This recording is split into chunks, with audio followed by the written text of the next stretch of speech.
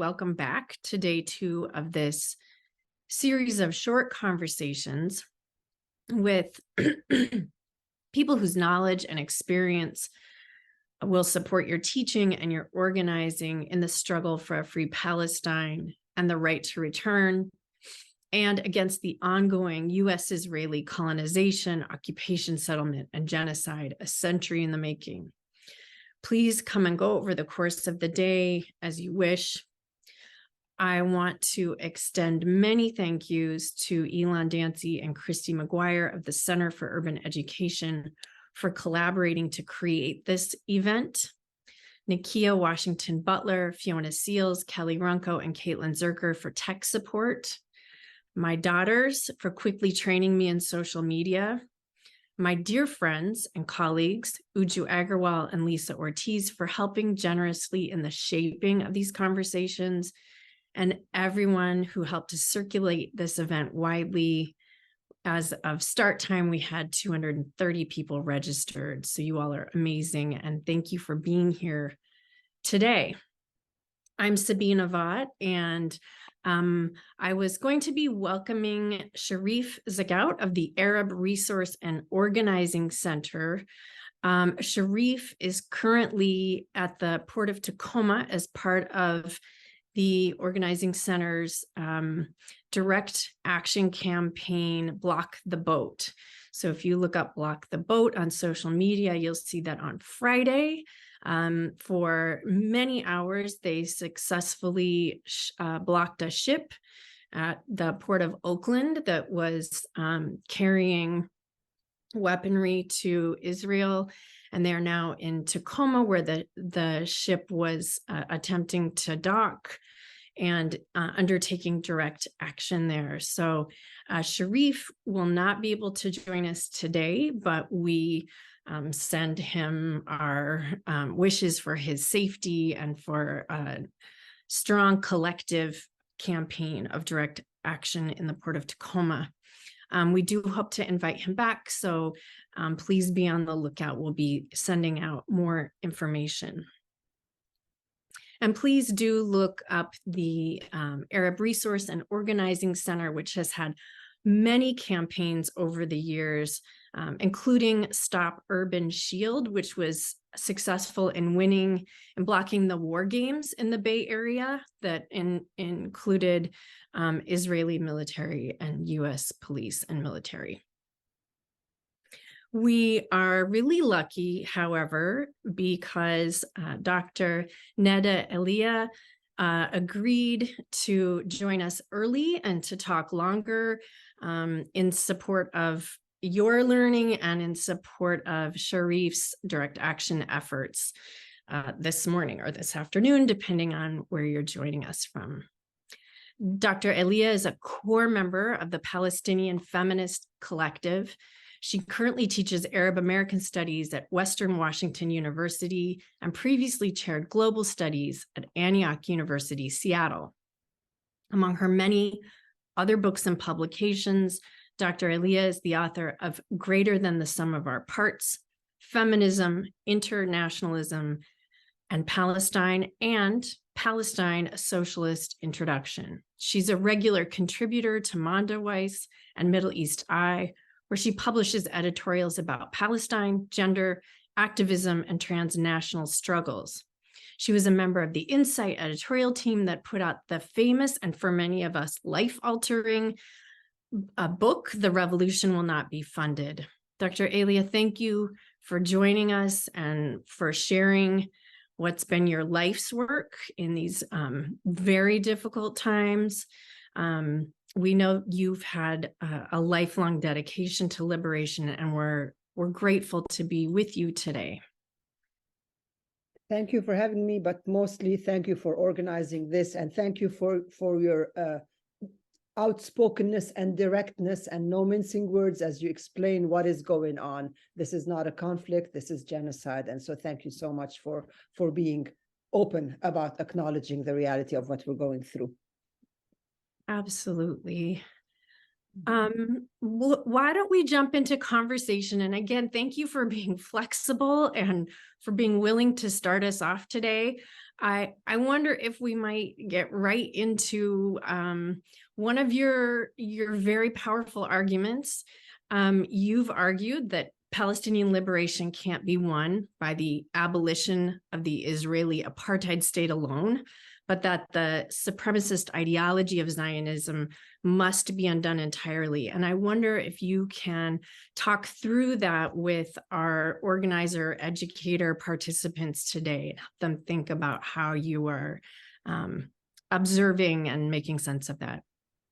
Sure. I mean, for me, it's very, very simple. It's reform versus abolition. We cannot reform Zionism. We cannot reform a system that is corrupt. We cannot reform a system that is racist. We need to abolish it. But before I get into that, I'm going to actually explain some of the context, because I understand that we're talking to educators. And as an educator, I'm going to explain the context. So first, I actually want to acknowledge the reality of apartheid and the belated acknowledgement. And I want to appreciate the belated acknowledgement by numerous international human rights organizations that Israel is a full-fledged apartheid state, not a vibrant democracy. We've been told over and over again that it's a vibrant democracy, it's the only democracy in the Middle East. It is an apartheid state. And that's something, finally, human rights organizations other than the Palestinians have acknowledged that, and that's important, right? Of course, Palestinians have always known that Israel is an apartheid state. And it is actually Palestinian civil rights organizations such as Al-Haq and Al-Damir that have documented and done the research behind Israel's apartheid practices that these organizations finally get credit for, like Amnesty International's report, Human Rights Watch, B'Tselem. More recently, even Harvard University has declared Israel an apartheid state, not a democracy, not the only democracy in the Middle East, nothing vibrant about it. But that's something that we have said for decades. I mean, we knew it from day one that Israel is an apartheid state. And I'm trying to explain that to say why it is that we need to abolish apartheid, absolutely. But we also need to understand that it is not a recent development. It's not something that Israel engaged in recently. And so we fix that and there's no problem, right? We Palestinians have lived under apartheid from the very minute Israel was created as a Jewish state through an act of Western imperialism. When Western imperialism first determined that, when Israel first determined that its Jewish citizens should be served by civilian law, while the non-Jewish citizens, the indigenous Palestinians, would come under military law. So from day one, Israel was an apartheid state. And I say that again because it's important to notice there are so many people who say that in 2018, with the Jewish nation state law, basic law that the Knesset passed in 2018, that's when Israel became an apartheid state. It was approaching apartheid. It was getting close to apartheid, and then it became an apartheid. No, it was an apartheid state from the day it was founded. We've known, like it was an apartheid state when Palestinians were under military law and Jews were under Jewish Israelis were under civilian law. We've known it's apartheid when our right of return, asserted in December 48, has been denied to us in order to secure a Jewish majority in our ancestral homeland. So apartheid is not a recent development. With that said, there's also the understanding of apartheid is very frequently reduced strictly to the legal system that privileges members of one ethnic or racial group while over others and disenfranchises the others. But here's the deal: apartheid would not exist without settler colonialism. And Israel is not only an apartheid state, it is a settler colonial country. That's something that needs to be very clear. And so abolishing one of the systems of oppression without the other can't possibly lead to liberation. That's where intersectional analysis comes in. That's why we have to understand abolishing the legal system of apartheid without abolishing settler colonialism would not result in liberation. Because just like apartheid, settler colonialism also hinges on supremacist ideology. The idea that you can create a new country on the ruins of another is grounded in the belief of the disposability of the indigenous people. That belief is racist, it is supremacist. when we know that Israel was founded on the ruins of 500 Palestinian towns and villages, when we know that Israel was founded on the ethnic cleansing of almost 80% of the Palestinian people, the displacement of that people of 80% of the Palestinian people who have been refugees ever since, who have not been allowed to return, despite United Nations resolution, despite the right of return being enshrined in the Declaration of Universal Human Rights. That's because that's racism, that's supremacist settler colonialism at the service of apartheid. So what we need to abolish is not only apartheid, but the racist ideology behind settler colonialism, behind supremacist settler colonialism. So again, I do insist that Palestinian liberation cannot come only through the legal abolition of apartheid, without decolonization, without land back, without the right of return. These are essential aspects of decolonization. We are colonized people who have been subjected to apartheid. Removing apartheid without removing settler colonialism does not make us free, right? So, and one of the things that we always look at in the Palestinian struggle, especially with the call for BDS, which is modeled upon the call for global solidarity in the form of boycotts that South Africa issued in 1959, which only became popular and global as a movement in the 80s. When we look at South Africa, we look at it as an inspiration, but we must also look at South Africa as a cautionary tale. The fact is, apartheid was officially abolished in South Africa, but the racist supremacist ideology behind the European colonization of South Africa was not abolished. And what we now have in what is officially post-apartheid South Africa is the ongoing legacy of that settler colonialism and racist supremacy. We have the income gap between Black and white has not gotten any smaller. The living conditions of the indigenous Black people are as dismal as they were under apartheid.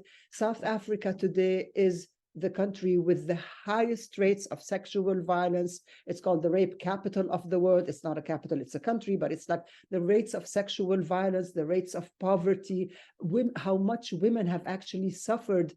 Again, gendered violence of settler colonialism.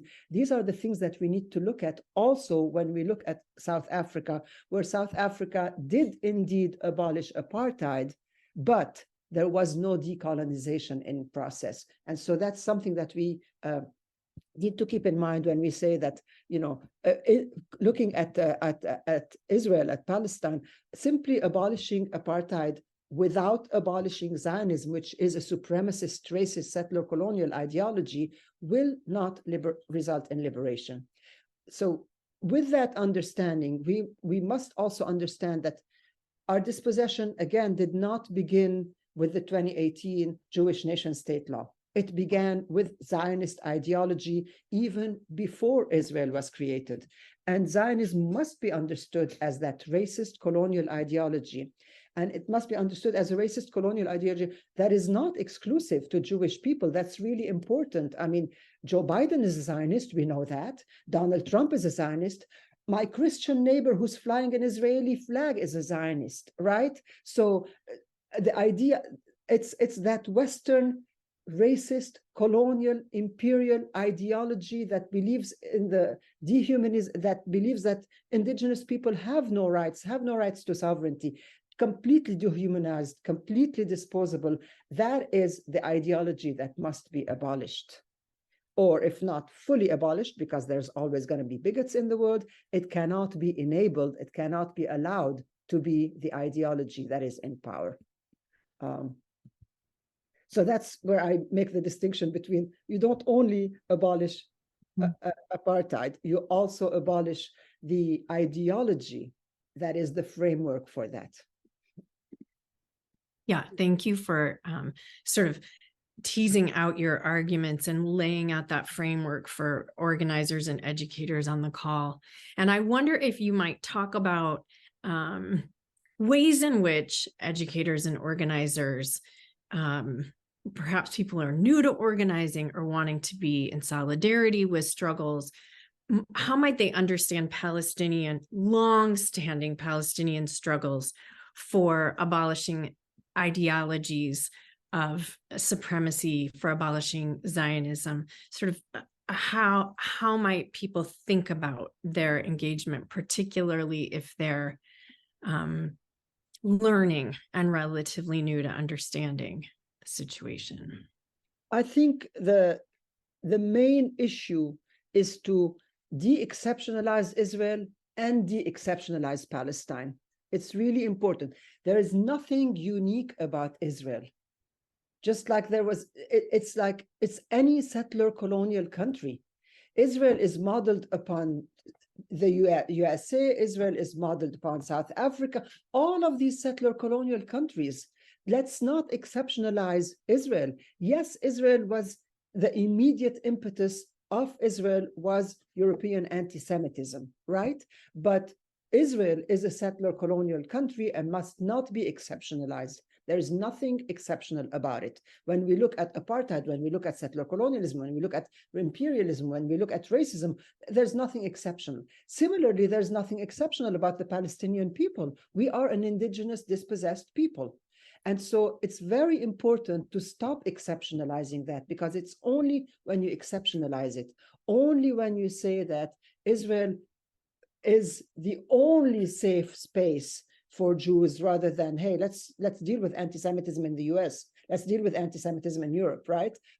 It's only when you think of the Palestinian people not as yet one more indigenous, dispossessed, colonized people fighting for their rights, fighting for their sovereignty. I mean, you know, the idea that we can be in support, that we can say occupation is wrong everywhere except in Palestine, apartheid is wrong everywhere except in Palestine, decolonization, yeah, everywhere except in Palestine. We want the liberation of indigenous people everywhere, like people who went to Standing Rock to stand in support of indigenous sovereignty. Why are they not doing it in Palestine? So I think we have to de-exceptionalize. The first thing we have to do is de-exceptionalize.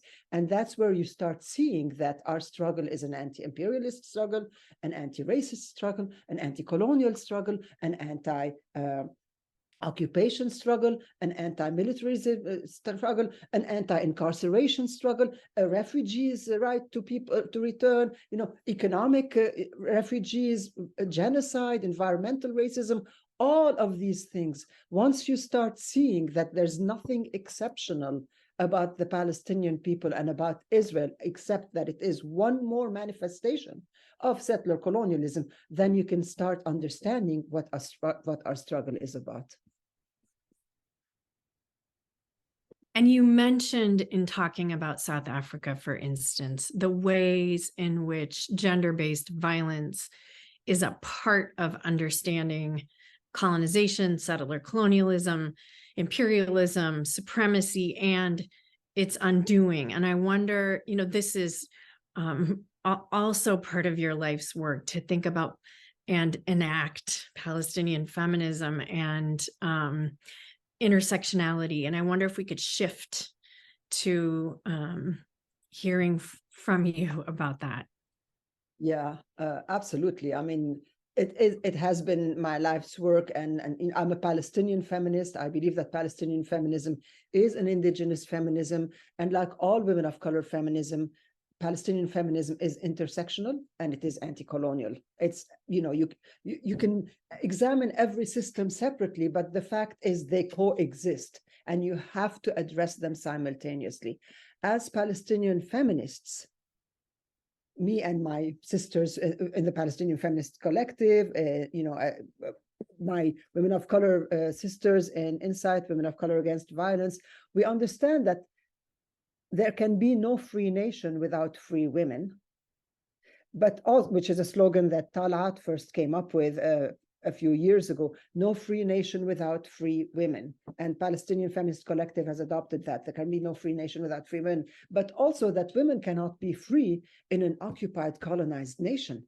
I mean, it's impossible, so there's Western liberal feminism that says they want to liberate us from our local oppressors without looking at the macro level of oppression. It's like, liberate us from Arab Muslim patriarchy, but still be occupied by Israel, right? Like, how can we be free? And we've seen that again and again and again. Like, for example, the French feminists who thought they were liberating Algerian women by rounding them up and stripping them of their veil. They wanted to liberate them of the veil, but not of French occupation, right? So it's like, how can you can't be no free nation without free women, but also no free women in an occupied, colonized nation. So how can we address only one aspect when we are subjected to the macro level of violence, which is colonialism and occupation? So we understand as Palestinian feminists that we cannot be free until we liberate ourselves, our people, our nation, our land, from both Zionist, from all of the above: Zionist violence, oppression, the occupation, and the occupation of our public and private life. That is our intersectional understanding of liberation. We cannot be free in an occupied land. We cannot free the nation without freeing the women. So, and Palestinian feminism hinges on a commitment to achieving Palestinian social and political liberation, by confronting all systemic gendered, sexual, and colonial violence and oppression and dispossession simultaneously. There's no first things first. Every time throughout history where we've seen a first things first, let's liberate the nation and then we'll take care of the women. Well, women are part of the nation. And usually when you liberate the nation without having liberated the women, you're not ending up with a liberated nation, right? So it has to be addressed simultaneously. We are liberating ourselves from gendered, sexual, colonial violence and oppression and dispossession and patriarchy at the same time. And that's a project that I think all women of color or indigenous women, feminists, are engaged in. And so it has to be done at the same time. And when we look at our communities, we don't look at individual circumstances, because we understand that we cannot be free when our community is not free. We are oppressed by colonialism.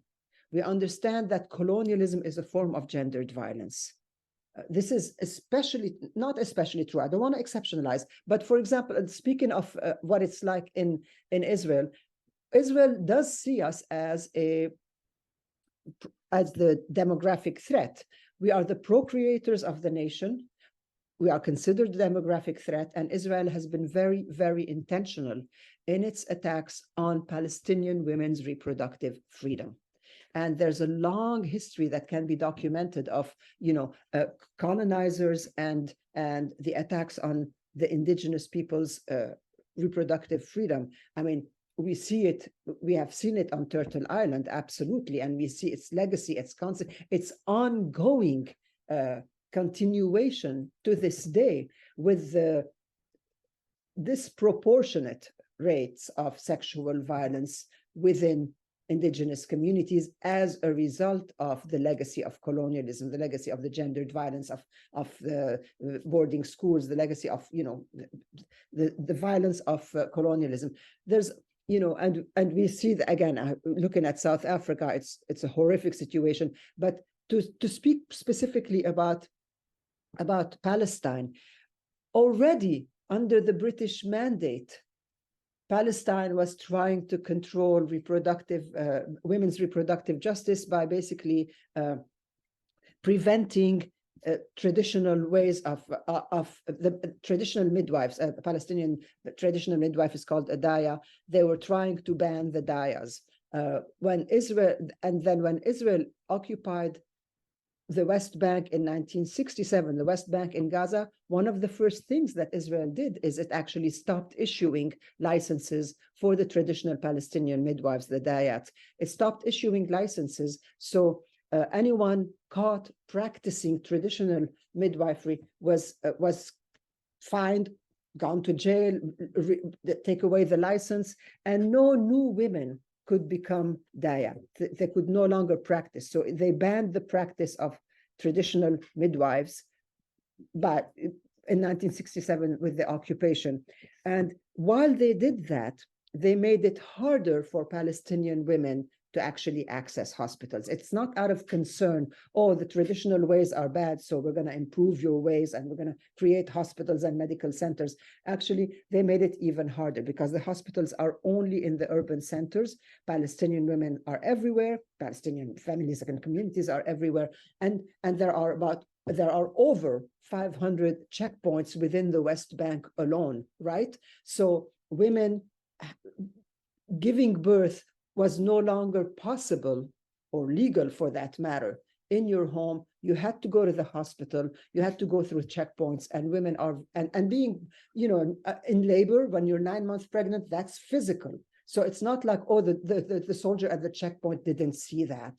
You have a woman in labor at the checkpoint being detained. Women have died giving birth. Newborn infants have died upon being delivered. And that is one way of controlling reproductive freedom. And when you think of, all of the gendered violence of Israel, and I could go on and I could talk, and maybe I will talk more since I have more time now about the gendered violence of Israel. For me, it's like so outrageous that Western liberal feminists can be outraged at, the Taliban's violence against women, but not Israel's violence against women. Like, why do we want to liberate women from the Taliban, but not from Israel, when Israel is engaging in a similar kind of violence, right? So, that's one example. For example, the denial of licenses for traditional midwives and the making it impossible to get to checkpoints, and women dying at checkpoints, and women giving birth at checkpoints, and the infants dying at checkpoints. That's part of reproductive justice. Of course, we're talking today with this intensifying genocide in Gaza. And I want to say that I always say intensifying because the genocide did not start on October 7th. The genocide started in 1948, with the displacement of the people, with the massacres, with all of the massacres upon which Israel is founded. That's the genocide, and it has been ongoing, and it intensifies at periods. And this is a peak, absolutely a peak, but it is not, it didn't start on October 7th. It started in 1947-48. So today we have a very similar situation of a complete denial of reproductive justice, because of course it's intensifying genocide. So right now, today in the Gaza Strip, we have 50,000 pregnant women. Of these 50,000 pregnant women, 5,500 are due to give birth within the next month.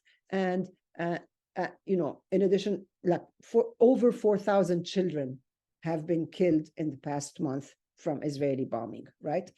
5,500 women are due to give birth in the next month or so in the Gaza Strip. Many are miscarrying as a result of the tension. Many in both Gaza and the West Bank are miscarrying. The ones who are not miscarrying are going to give birth in the most unsanitary situations, with no medical equipment, no water, no food. That's a denial of reproductive justice. Women are having C-sections now as we speak without medical equipment. Okay, so, we have basically that, it is part of genocide, but genocide is gendered violence, and these are some of the manifestations of gendered violence. There are other manifestations of gendered violence, like I could speak about pinkwashing, for example, and pinkwashing is Israel's projection of itself as gay-friendly, except, and it is not gay. Again, it's the selective humanity of who we care for. Just like there's a selective outrage at women who are oppressed by some powers but not others, here there's also a selective acceptance of which gays are acceptable or not. So Israel pretends to be gay friendly, and I do say pretend because Israel is not a gay friendly country. There are some pockets. Tel Aviv is relatively gay friendly for European gay men, right? It's not even all that inclusive. So, but this pink washing is basically, Palestine is no more conservative and no more patriarchal than any other country.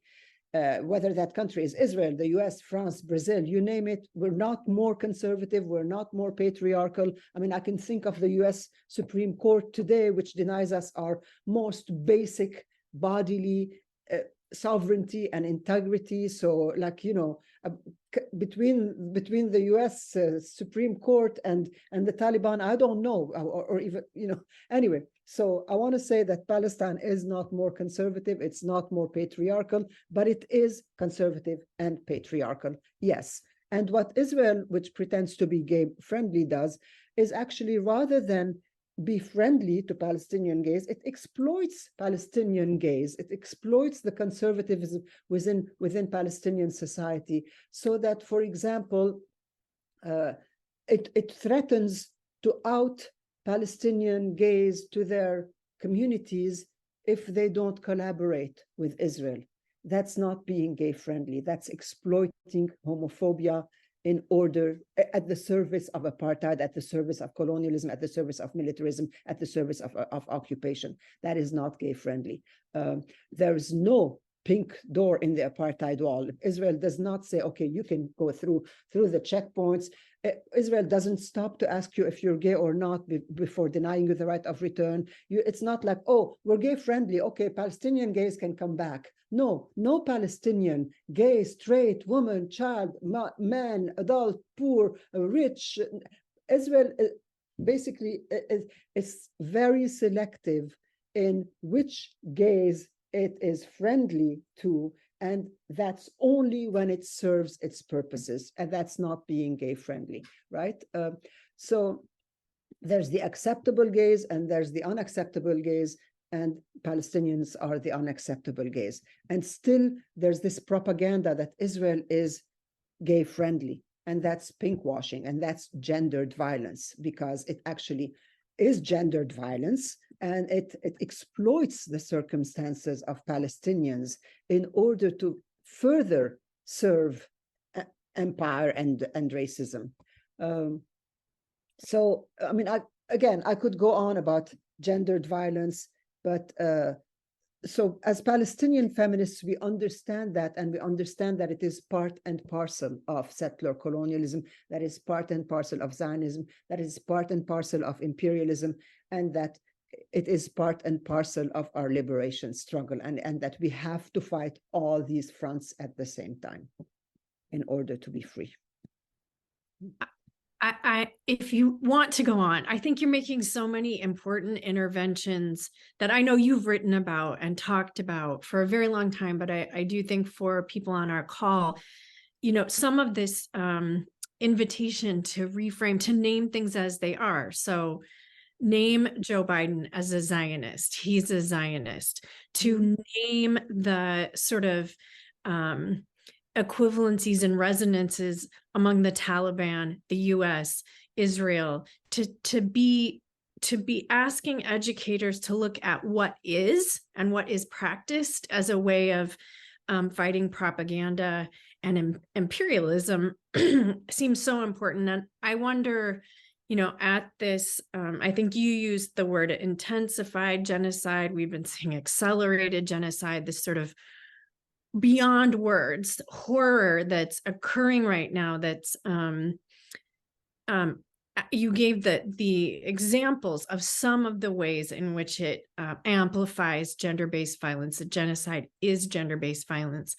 I do want to make space. I'm certain that people on this call would love to hear more if there are other ways in which you want to help all of us understand or encourage us to act, look, speak, learn. I think that we'd be grateful. So maybe taking questions rather than me just going on and talking some more. I mean, I can talk, but maybe like to be specific, like, understanding that Israel is not exceptional, understanding that Israeli occupation and colonialism have manifestations of gendered violence, understanding that if we are concerned about the plight of women and gays in other countries, then we should be concerned about that in Israel, and not buy into Israeli propaganda. See the reality, you know. Yeah, I mean, I'll take questions. I don't know if what else I mean, yeah, I could talk, but as I said, I think it may be best to actually have some questions. Yeah. And I just wrote to, everyone on this call, if you have questions, send them to us via the chat.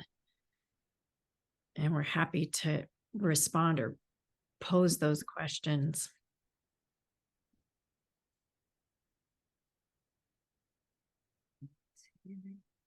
Okay, well,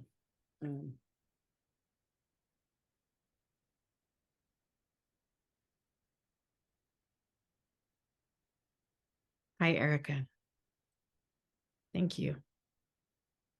okay, so I want to, go back to not exceptionalizing Palestine, because I think that's the most empowering call for solidarity, is do not exceptionalize Palestine. I mean, I think of myself as a Palestinian in the far diaspora, and as a Palestinian in the far diaspora, I could think of myself as like a stateless refugee, or I could think of myself, and again, the intersectionality, which I find very empowering, like, what do I have in common with others? Because we need the numbers, right? So, okay, I'm a refugee. There are other refugees. I'm an immigrant.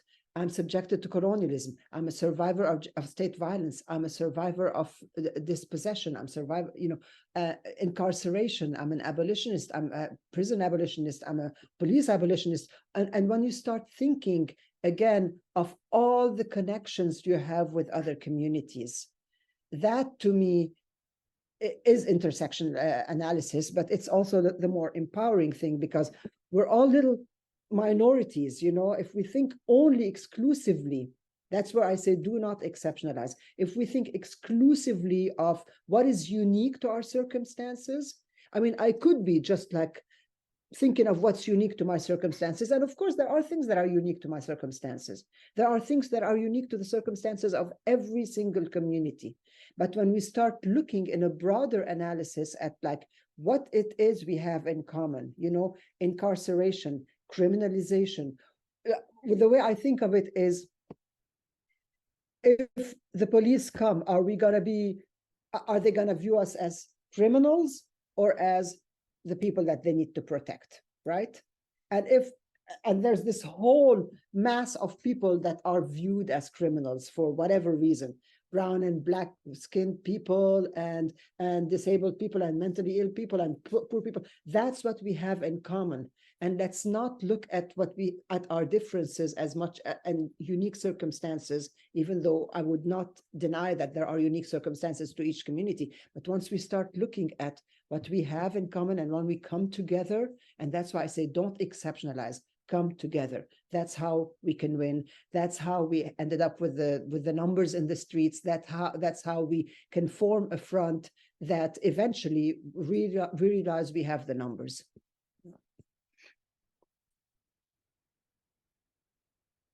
Oh, okay. Yeah, you've got some questions. I got some questions. All right.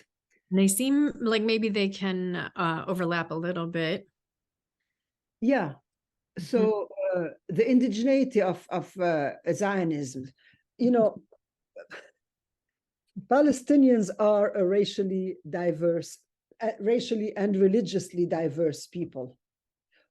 We do not believe in an ethno-nationalist, exclusivist country. Many Zionists are European colonizers. There's always been a Jewish presence in Palestine, and that Jewish presence is not a settler colonial presence.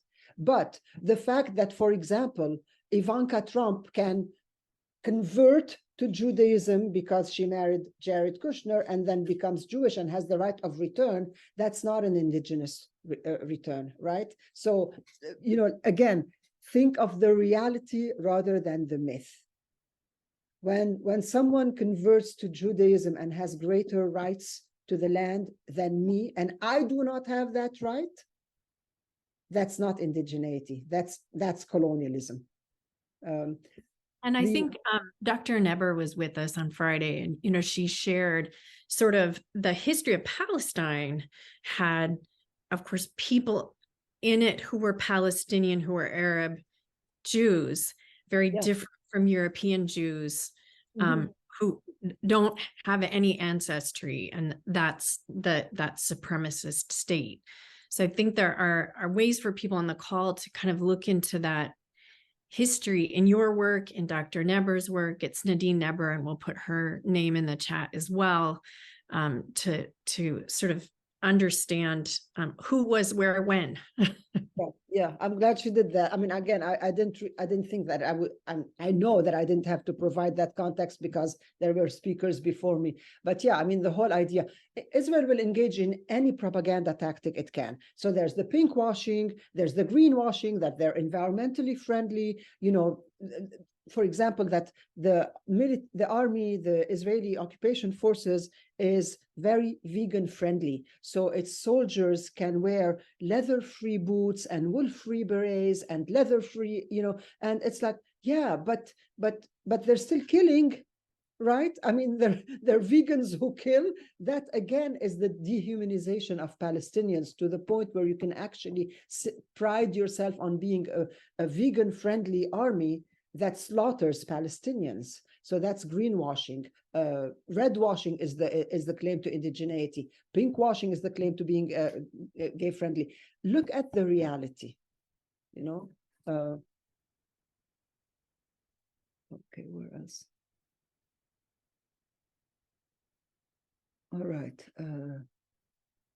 I'm going to address the question about BDS, and I'm realizing now that there are so many questions. So, because I was also an organizer, of a BDS organizer for many long years, and I'm still totally a BDS organizer, but anyway, among the many balls that I juggle. So BDS, basically, I think the success of BDS is primarily that it was so educational. It actually established the Palestinian anti-colonial, anti-apartheid struggle alongside that of South Africa, which was viewed as a just struggle, a just cause, right? So BDS, by saying this is our model, that's what we ask of you, that was a huge thing for Palestine and for people who wanted to be in solidarity. At the same time, so I want to emphasize the educational role of BDS.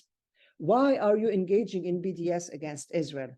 Well, BDS has 3 demands, right? And the occupation, which is illegal, right of return, which is a legal right, dismantle the apartheid wall, and equal rights for all. Really, I mean, for that to be viewed as radical, when basically all that the BDS is asking for is for Israel to stop violating international law and the human rights of the Palestinians. And so BDS was, it's like really simple demands. Stop violating international law, stop violating the human rights of the Palestinians. The occupation is illegal, it must be ended. The apartheid wall is illegal, it must be dismantled. The Palestinians have a right to return, it must be respected, and Palestinians within Israel should have equal rights. For that to be viewed as a threat, that already exposed Israel as a country that cannot deal with justice. So BDS is really important, and that's why the efforts to silence it, the efforts to criminalize it, the efforts to make it illegal in some countries to be a public employee, a state employee, having pledged that you would respect BDS. So, I mean, I think it's very much a case of explaining that these are our demands. Our demands are international law, that Israel respect international law.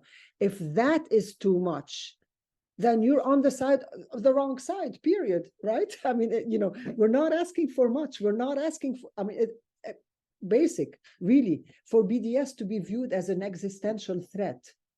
When BDS is asking for justice, justice can only be a threat to injustice. And so it exposes Israel as a country founded on and maintained through injustice. How do we talk to our politicians about that? I think explaining that basically, because so many of our politicians actually do not know the issues. They don't, right? So when you actually ask them, what are the demands of BDS, international law?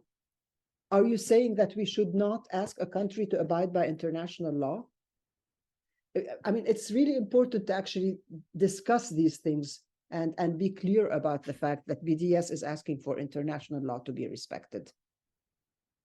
I wonder if, Dylan Rodriguez was with us at the end of the day on Friday, and we talked about this sort of tension of sort of decolonization and anti-colonialism with things like mobilizing international law or the United Nations. And he said, he can observe the United Nations as a global cop force. It's a global policing force that's not legitimate. And how can you use it in the moment?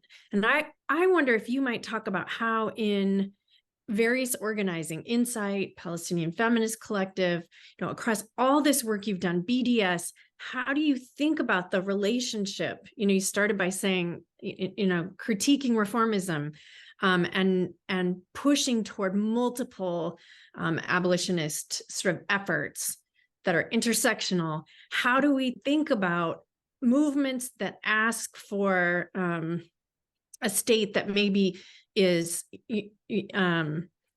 illegitimate and should be abolished to also currently abide by laws, commitments, et cetera? So what's the tension that people work through, particularly in Palestinian feminist organizing contexts? Yeah, I mean, that's a very, very good point. I bring up international law, I bring up the UN, knowing how deeply flawed they are, very deeply flawed. And, it is the United Nations that facilitated the creation of a supremacist settler colonial state. It is the United Nations that did that. Right. So I mean, like how deep, how much more flawed can you be? And how, like, the master's tools will not dismantle the master's house, right? And we're looking at the master's tools. We're looking at the fact that it is the United Nations that created Israel. And now we look at international law according to the United Nations, right? So obviously there's that. So, and I am an abolitionist, not a reformist. And as if you look at Mariam Kaba's work, she says, like, okay, what are the reforms that we can think of that are acceptable, that do not actually strengthen the police system? Those are reforms there are like the temporary measures that are reforms, but there are reforms that you should never accept, right? So again, I can't summarize Kaba in this is my little summary of Kaba.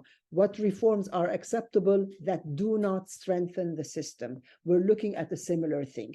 And as an abolitionist, as Kaba is an abolitionist, as Palestinian feminists who are abolitionists, abolitionists know that part of the solution is to constantly be already creating the alternative while working on abolition.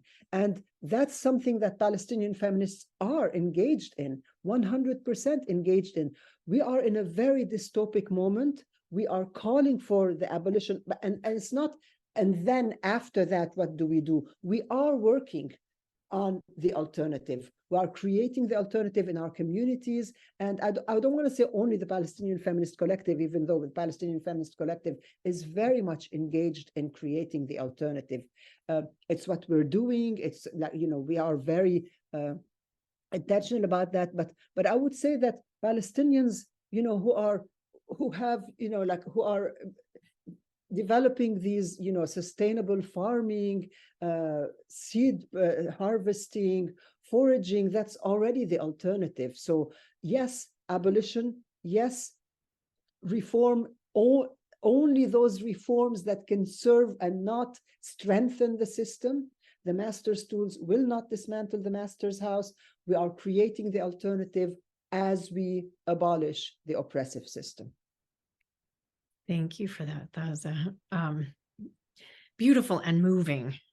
You've been on with us for a long time, and I know that we can't imagine how hard this time must be for you and your family, your loved ones. And you know, our hearts are with you, our spirits are with you, our struggle is with you, and we're just so grateful. I want to if there's anything you want to say in closing, I want to give you space to do that. Please speak out. Please continue to speak out. I mean, I know that there are some amazing questions that I cannot address because, yes, I've been speaking for 50 minutes, let's say. So I can't address all the questions, but I do know about one that, like, how do one question somewhere is like, how do we speak despite the censorship? Please speak out, right? I mean, and I do it, and what I tell myself every morning is I may lose my livelihood, others are losing their lives, right? I don't necessarily want to say, everyone go ahead and lose your livelihood because others are losing their lives. This is my own philosophy, if you want. But, you know, use your privilege if you have it. Speak out. There is a genocide going on. We can't think of like, oh, mincing words. We can't. We've been mincing words for decades, right? The genocide is intensifying. Now is the time. Now is the time for everything, from direct action to shut down, to walk out, to speak up. Now is the time. Honestly, it's like people are dying as we speak, right? In great numbers. And now is the time to speak out. Thank you for that. And I'll repeat something we said on Friday. You know, Dr. Dancy, who was one of the co-creators of this event, and I have shared, and Dylan Rodriguez has shared, you know, people who are more vulnerable come to those of us who are less vulnerable in our rank or position, and those of us who should risk our jobs. So I think move collectively as well, so that you're not isolated. We know that students in particular are the targets of some pretty extraordinary violence right now. And so move collectively, come to us, let us take risks. Mm-hmm. Yeah. We are so grateful for your time with us, for your sharing really your life's work in such moving and beautiful and brilliant ways. And thank you. And I know everyone's sending hearts and thanking you. And so I hope you feel the gratitude on the call. I see it. And thank you again. Thank you so much for organizing this. Thank you. Absolutely.